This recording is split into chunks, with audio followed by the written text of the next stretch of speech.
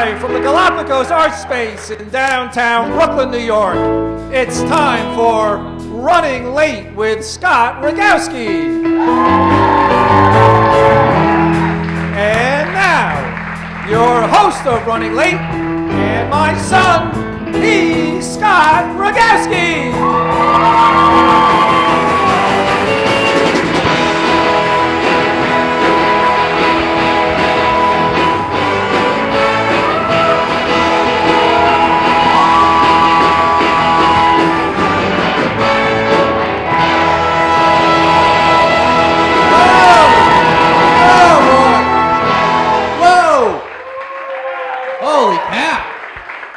Sounds great, guys.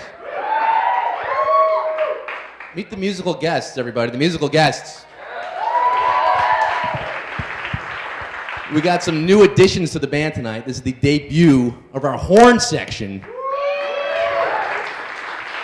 James Hall on trombone, Justin Wright on trumpet, and Zach Zinger on saxophone. Zach, is that alto or tenor? What is that? Alto. I don't fucking know. I can't tell these things apart. This man's name is Zach Zinger. That is his real name. I just met him last night. Sounds like a pretty cool dude. Guys, we need a name for this the horn section here. Now, you know, everyone tries to be interactive these days. I guess we'll try it. You can go on Facebook and vote for the name. You want to do that? No one wants to do that. Fuck it, don't do it. Let's just come up with a name right now. I was thinking the New Hornographers. What do you think? No? Yeah, now, how do you feel about it? No? What else we got? Horns on the Cob? Horns on the Cob? Nothing? All right, we'll figure this out later. This is a conversation we need to have, clearly. Guys, thanks for coming out. Welcome to Galapagos. We got to have a fantastic show tonight. How about my dad over here announcing me?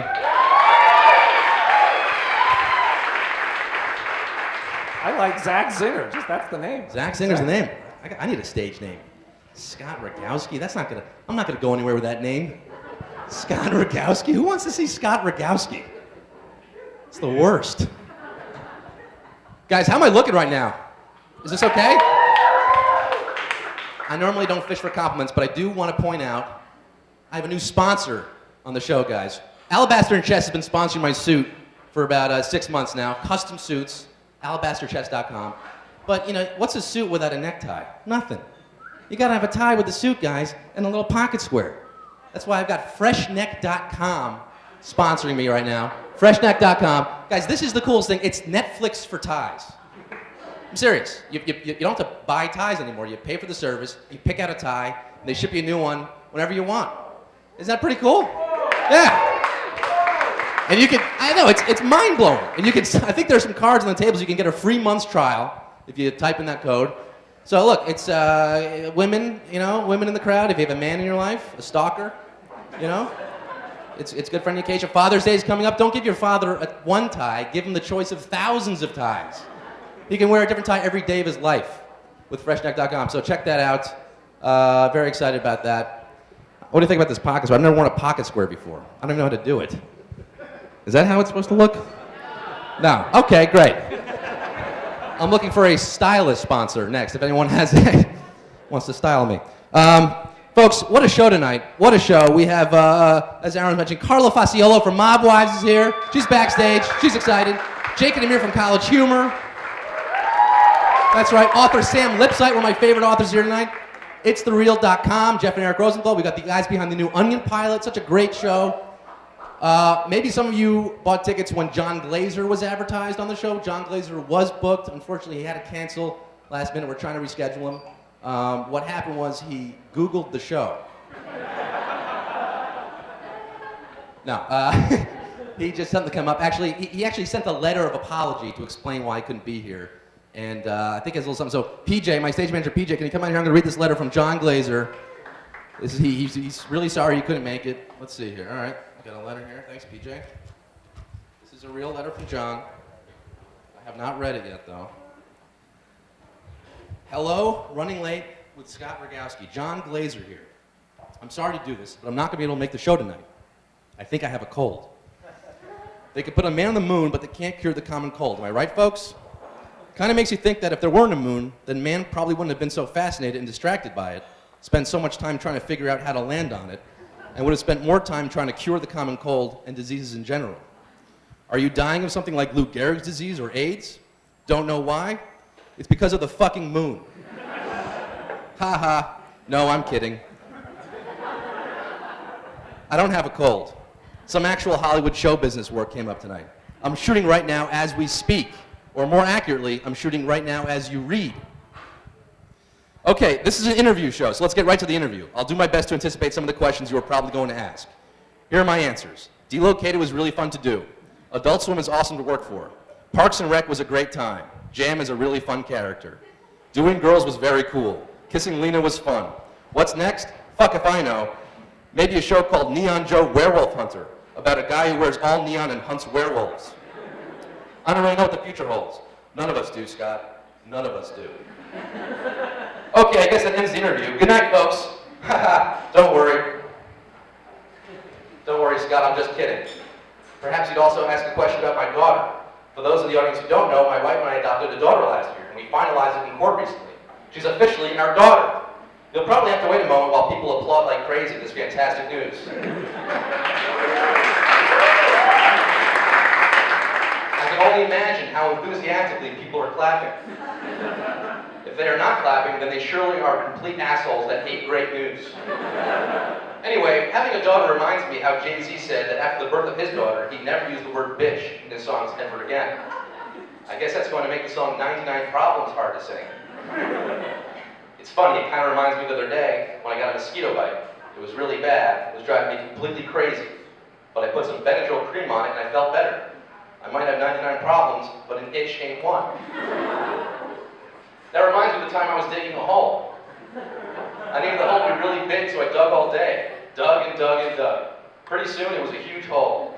I might have 99 problems, but a ditch ain't one. This actually reminds me of the time I met this guy in the mob. He had just killed some guy who had apparently ratted out a bunch of guys in his gang. I told him I thought that it was really terrible that he killed a guy. He said he didn't care, and that in the gang world, there's nothing worse than a rat. I guess that guy has 99 problems, but a snitch ain't one. Which reminds me, I was watching a movie on cable the other night. It was about this guy who helps other guys when it comes to dating women. He offers great advice to the guys, and that advice usually helps the guy land the girl. The ironic thing is, he's pretty terrible when it comes to his own relationships.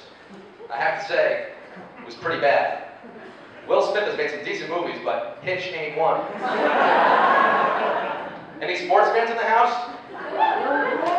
How about that fucked up story about how Spencer Haywood got a phone call that he was going to be inducted to the Basketball Hall of Fame, only to find out it wasn't true? Poor guy. He certainly deserves it. As does another guy, a coach who ranks 9th all-time in victories and won an NBA championship. The NBA Hall of Fame might have over 99 inductees, but Bill Fitch ain't one. I'm guessing that one might not go over that great because most people don't know who Fitch is. Who Bill Fitch is. As if I even give a shit. Anyway, Scott, I would prefer to be given more notice on canceling, of course, but hey, sometimes things come up in life. You were probably expecting me to say, shit happens, but I hate that phrase. So that is my alternative phrase. Sometimes things come up in life. Anyway, please accept this 6-foot party sub as a token of my apology. I hope we'll make up for the late notice. I also hope they don't fuck up and send a foot-long sub instead of a 6-foot sub. The guy at Subway didn't speak English too well, and I have a feeling my order might have been lost in translation. Speaking of lost in translation, wasn't that a great movie? Bill Murray was hilarious. I loved when he karaoke sang that Roxy Music song. I guess we're all slaves to love when you think about it, right, folks?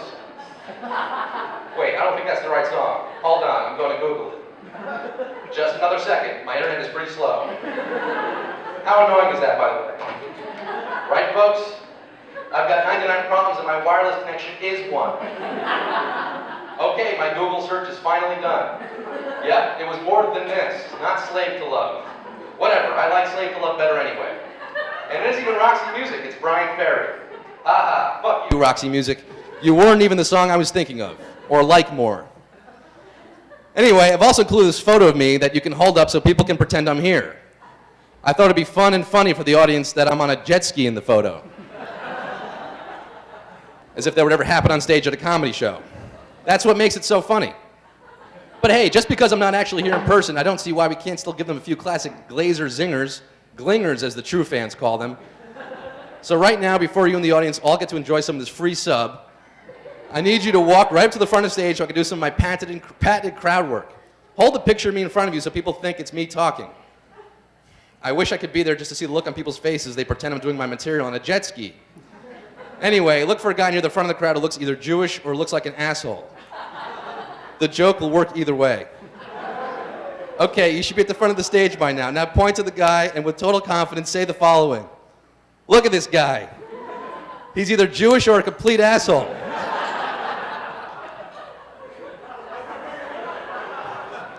Wait for the laugh. And then say, hey buddy, you might want to go to Duane Reade and get some Neosporin because you just got burned. How long is this letter? Now walk back to the middle of the stage. See, I told you the joke would work either way. Call me later and tell me how it went. Sometimes the guy turns out to be Jewish and an asshole. In which case, you'll have gotten a double huge laugh. I hope that happened for you tonight. Okay, guys, I guess I better wrap things up. The audience is probably ready to rush the stage and lay claim to that huge, delicious-looking party sub. Jesus, I only pray to God they didn't fuck up and send a footlong. Good night, folks, and go fuck yourselves. Whoa, wow, I did not write that. Whoever is reading this just took it upon themselves to say it. So it's actually Scott telling you that you were a bunch of fucking losers who couldn't just stay at home on a lovely spring night and cuddle up with your sweetheart in your cozy apartment. And it's also Scott calling you a bunch of dumb fucks who are about to have a bite of some disgusting, sweaty sub. And then when the show is done, either go wait while you try to get a cab home or walk back to Williamsburg or Greenpoint or wherever stupid neighborhood the majority of this crowd lives in. I probably just got home from shooting and I'm in bed with my wife, either sleeping, fucking, getting my dick sucked, or getting my asshole fingered. Enjoy the shitty sub, dickheads. I'm Scott Rogowsky and I say, fuck you, audience.